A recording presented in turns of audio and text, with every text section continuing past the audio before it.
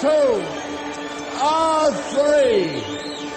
Take me out to the ball game. Take me out to the crowd. Buy me some peanuts and Cracker Jack.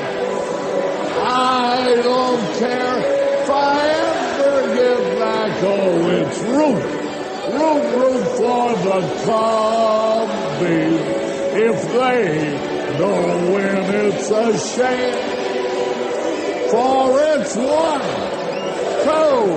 2, 3 strikes, you're out at the old ball game. Hey!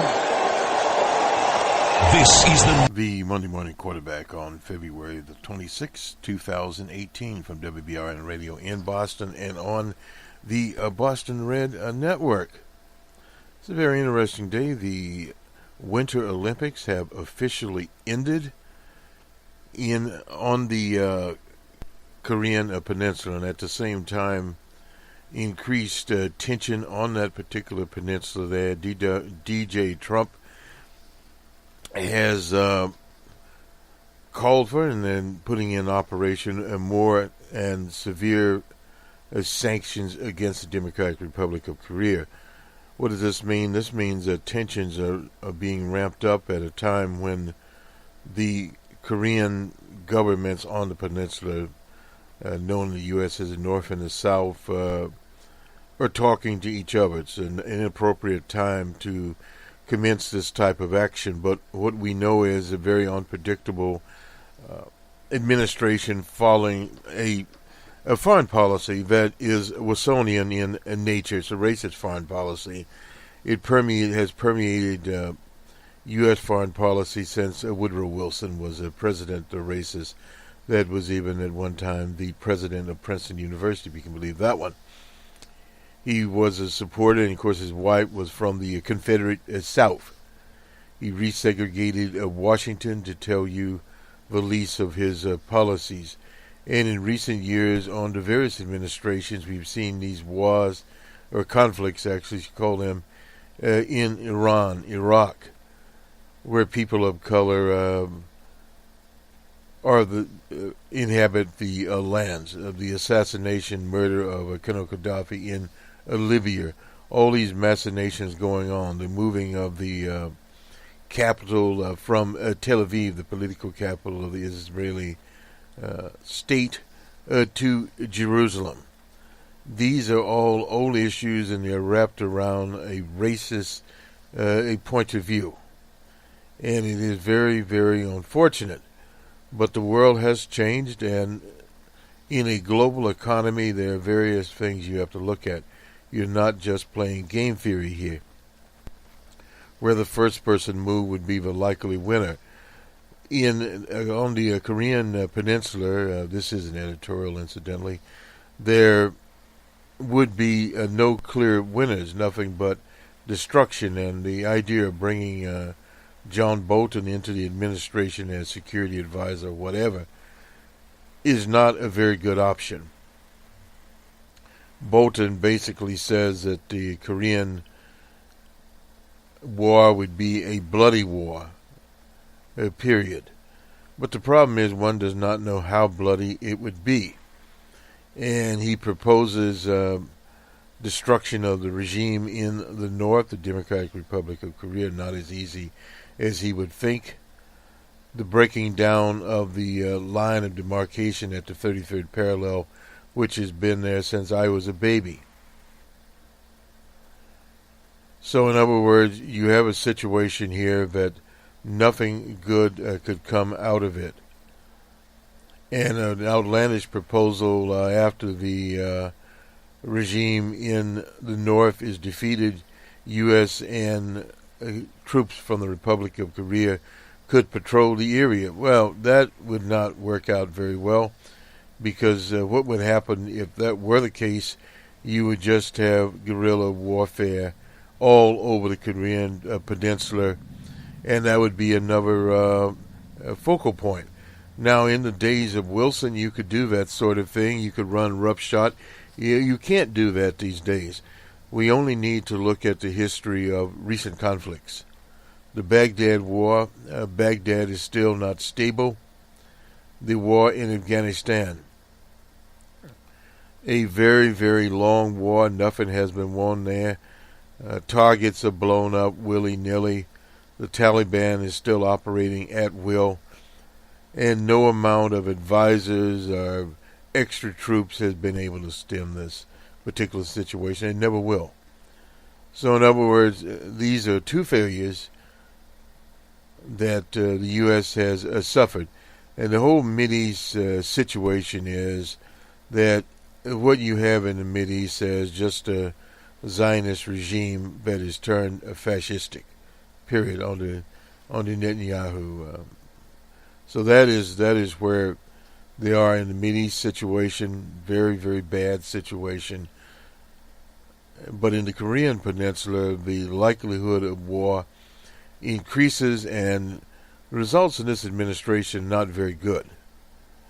This administration does not have top-notch people. They don't even really have third-rate military advisors. And some of the schemes that they would come up with via Bolton do not work, but at least he's realistic in that there would be thousands of deaths, if not millions of deaths on that peninsula. Now, the problem there is that he doesn't understand China and the Russian Federation are sitting there. It's on their borders. Now, will they tolerate this? Again, overplaying his hand. If China ends the war as they did, in the original Korean conflict, they have got a worldwide war. And that would pull anywhere from 1 to 3% of GDP out. In other words, this economy would go into a downturn spin. There's no doubt about that. Wrong time to do it. Misfires. These are the kinds of things that happen when you have this type of administration that's amplified past mistakes of Wilsonian foreign policy. Now, the Democrats had basically the same policy. Had Hillary Clinton been elected, she would have been all over the Mideast in these wars. And what these people can't comprehend, this is just not the time.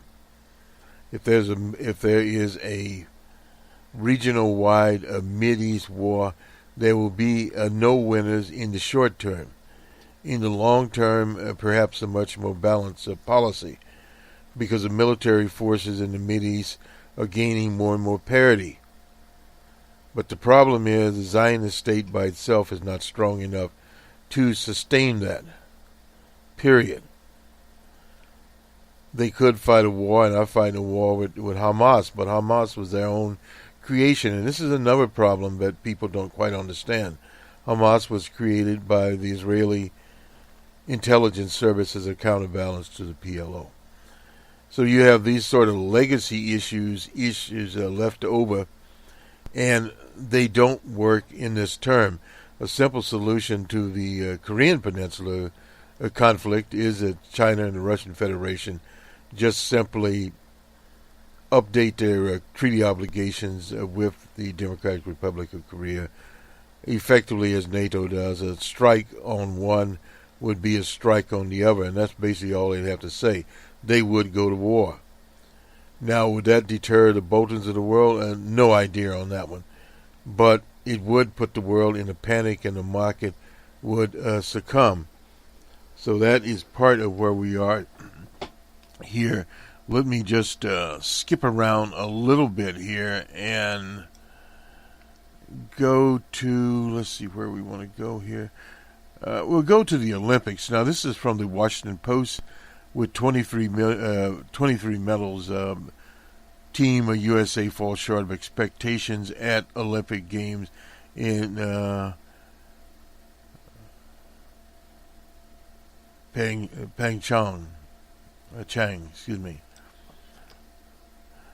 This is an Olympics here to remember, and if you start looking at the outcome here, 23, fewer since the 13 the Americans brought home in 1998.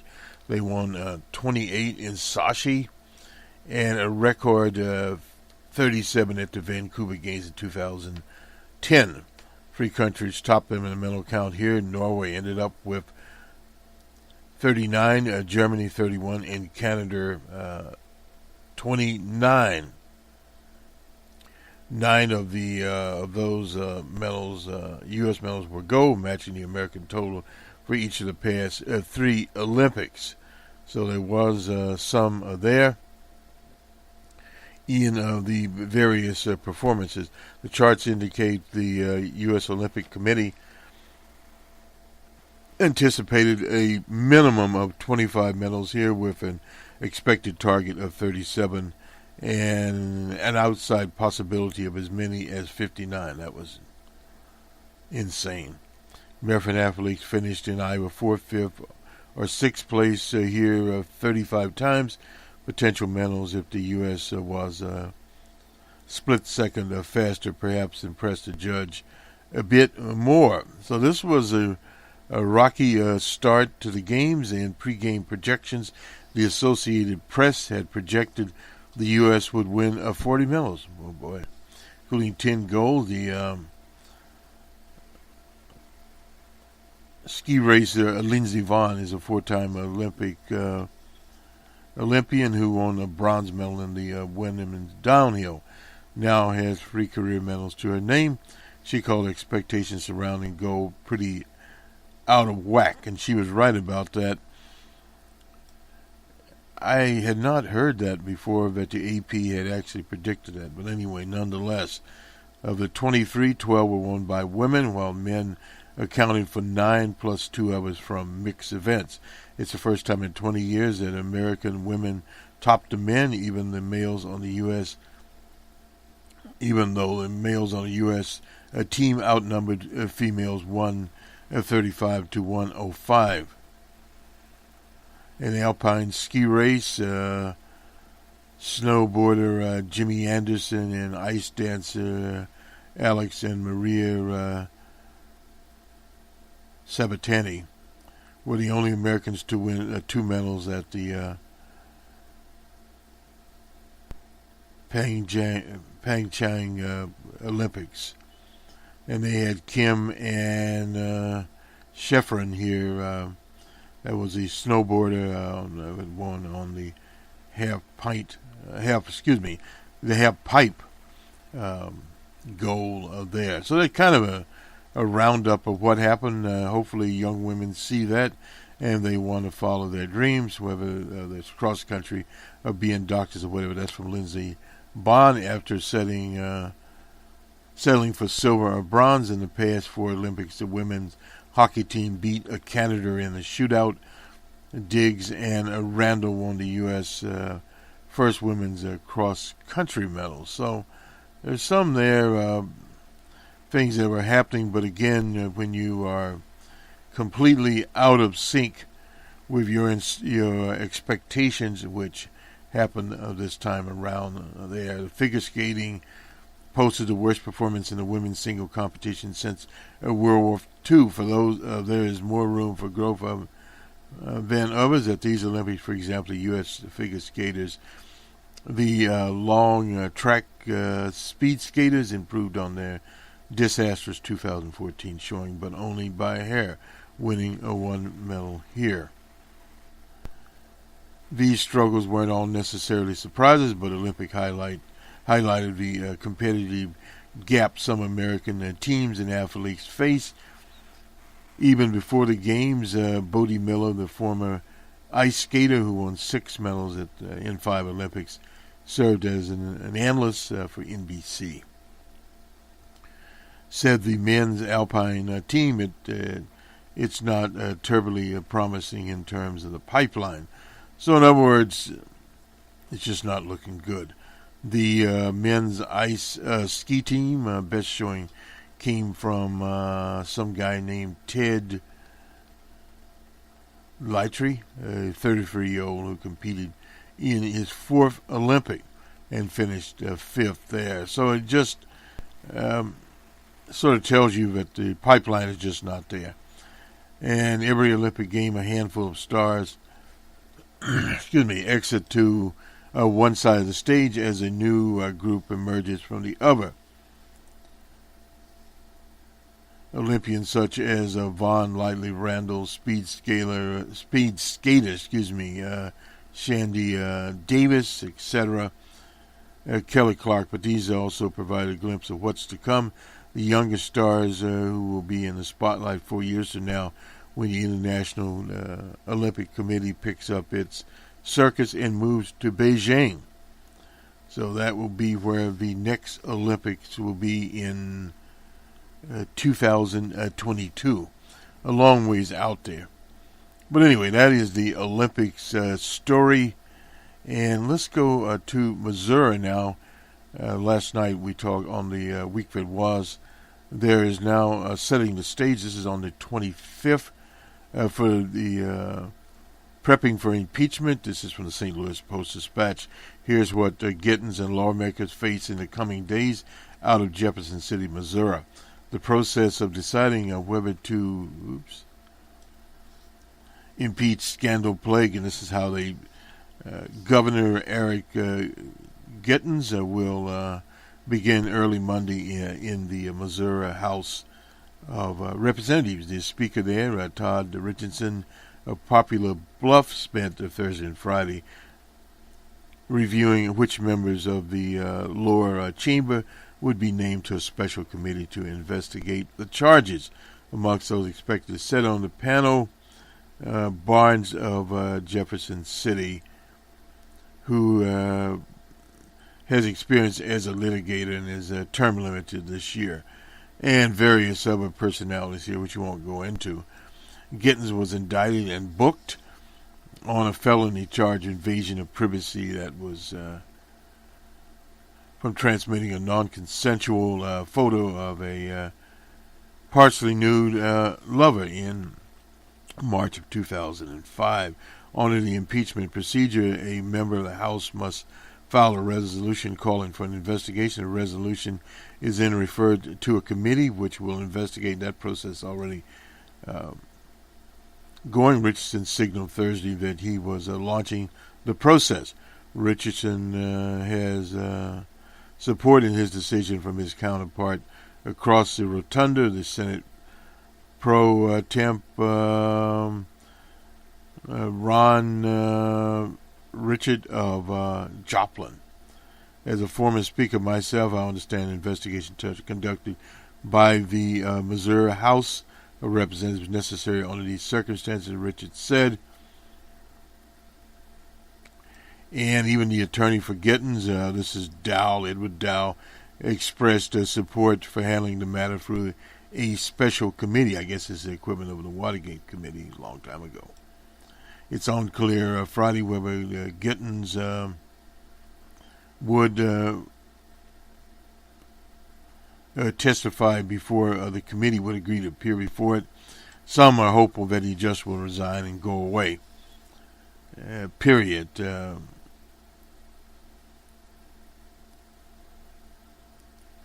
So we don't know at this point. And the lieutenant governor would become the governor for the remainder of the term, which runs actually to 2021. In the Senate, members would select 7 judges to conduct a trial and etc. If they find him, he would be impeached. It won't go to an impeachment of Gittins. Gittins will just simply leave while he still can. So again, Evans said she was contacted by the St. Louis Circuit Attorney's Office on Thursday seeking to speak with her. She said she spent a good portion of her day thinking about the request. And by the time I hit St. Louis County, the governor had been arrested. He was elected in 2016, winning 51% of the vote, defeating the Attorney General Chris Castor. And Gittins was a big family values man there. So as this was incidentally Gene Evans of Manchester said a small group of lawmakers were circulating a petition calling on Gittins to step down. Let's switch out to California. Dianne Feinstein did not get the endorsement of the Democratic Party at their convention. 2/3 of the delegates voted against backing her for a fifth full term. I thought it was a sixth. A reflection of the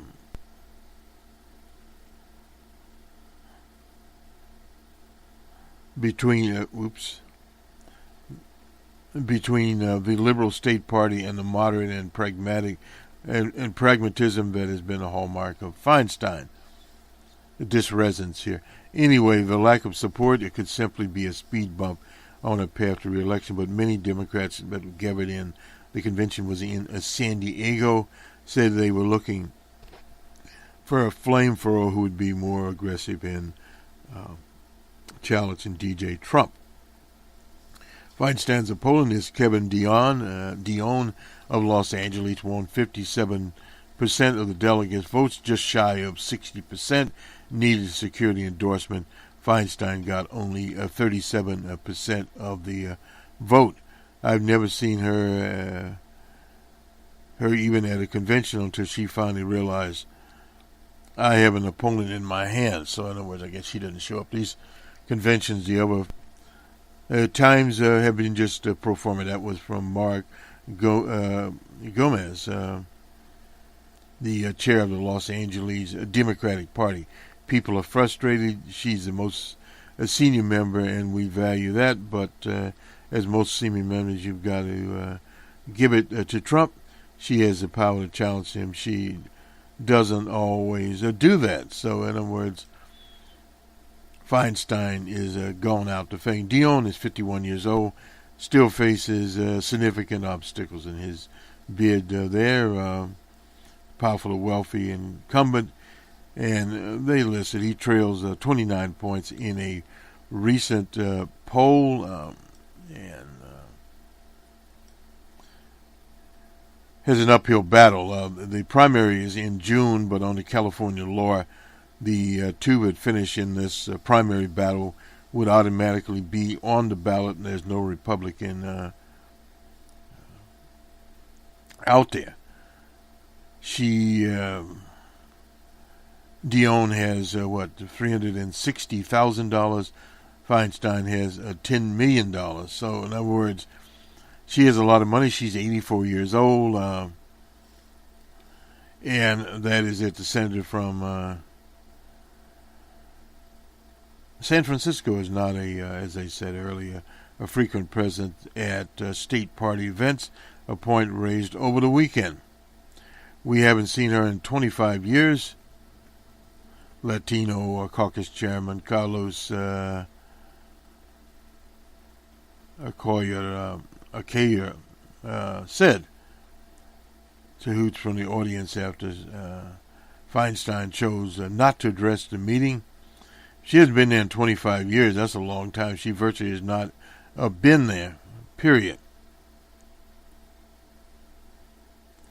She got more grit than some of the males that are in the Congress right now. That's Tom Regina, a corporate planner from San Jose. Anyway, whatever.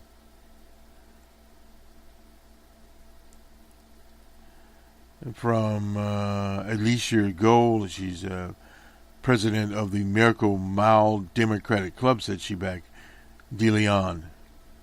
So these are just statements from various people. A retired staff member for the International Brotherhood of Electrical Workers, Conway, voted to endorse her and said she still expects her to win re-election. Now this is from Cheryl Conway, but she's 61 years old. So in other words, different directions that the party is going in Los Angeles, period.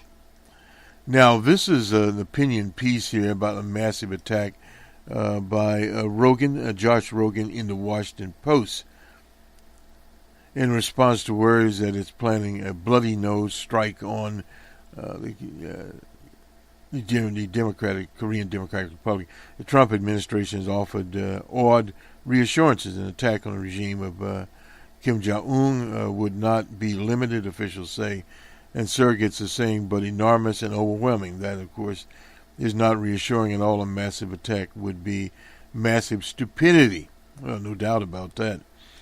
The White House recently called reports that Trump is considering a small-scale military operations exaggerated. The administration understands that there is no guarantee Kim would respond with his full military might. Would not, but embedded in every denial is a constant pledge that Trump would not accept achieving capabilities to strike the U.S. Well, that is always said. A lot of that is just out there.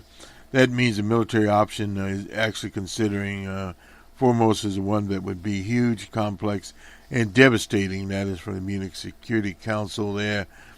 Senator Reich of Idaho said he was told the conflict would be brief and would cause massive casualties alike, which the planet has never seen. No doubt. So it goes back there that Kim could strike Washington. Trump's two main foreign policy instincts are to avoid starting wars and to reject Barack Obama's practice of allowing dangerous threats to fester. Trump is frustrated with the situation, no doubt about this. And this is where old John Bolton, flamethrower himself,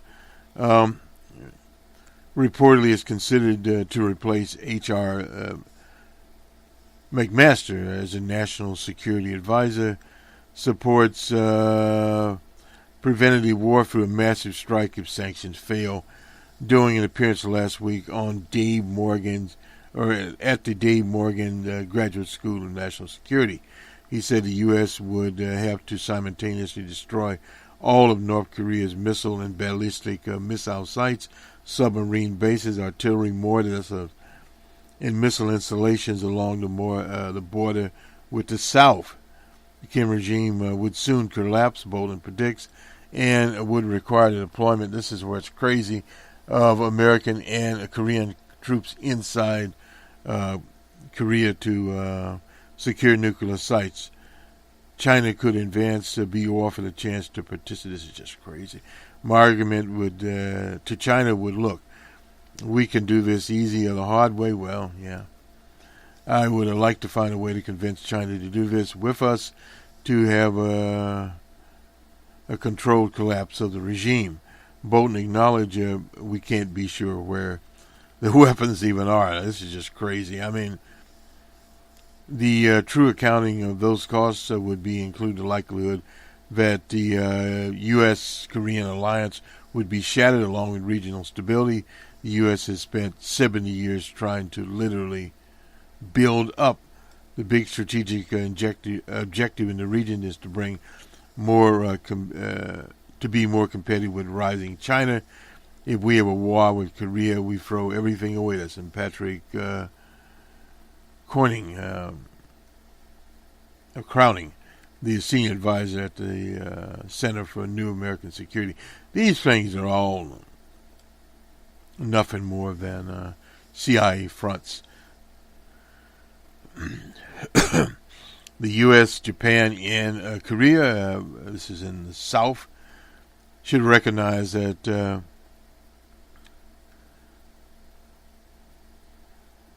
Pyongyang has already altered the regional strategic balance through his acquisition of nuclear weapons, and they should set about returning the balance to our favor with a military build-up and a trilateral military alliance.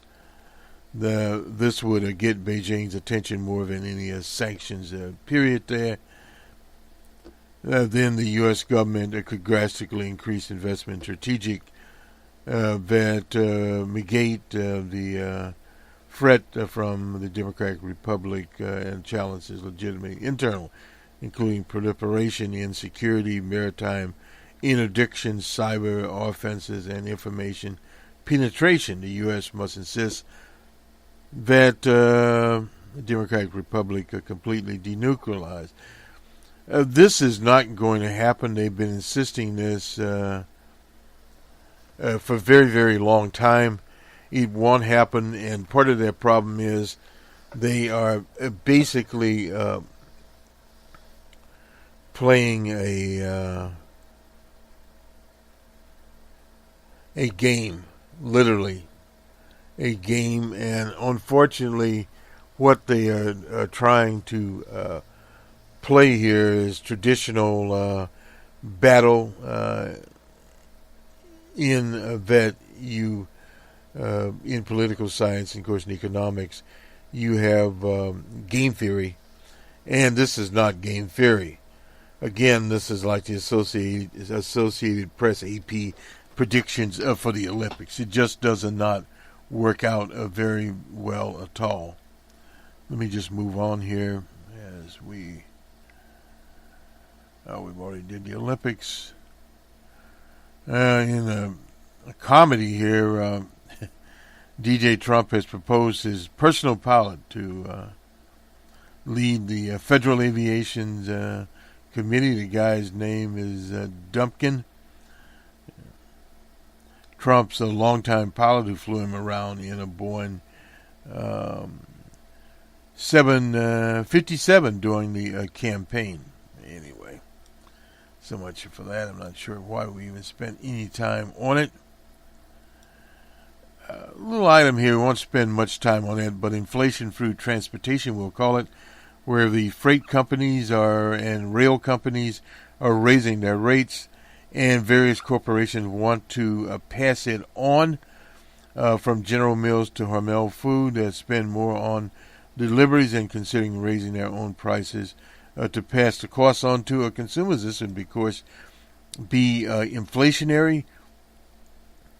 Various rail concerns, the Union Pacific, have risen on the average of 22%. Now, this is the other side of stock value of these various Norfolk Southern and whoever else, CSX Corporation. The rising of these shares is that problems are coming. Over the past year, their headcount locomotives and rail cars lengthened trains to lower expectations and raise margins. Well, they're raising margins, but this is where the economy is very uneven in its development. If the General Mills, Tyson Foods, who owns Hillshire Farms, I didn't know that, Jimmy Dean's Sausage, said they will pass along the higher cost to consumers. Now, of course, food is volatile, but I think we passed the day that we should count that more in the inflationary situation. It feels to me like an environment that should be beneficial for some pricing. This is from a consumer analyst there. General Mills informed the convenience stores and food service customers of price increase directly.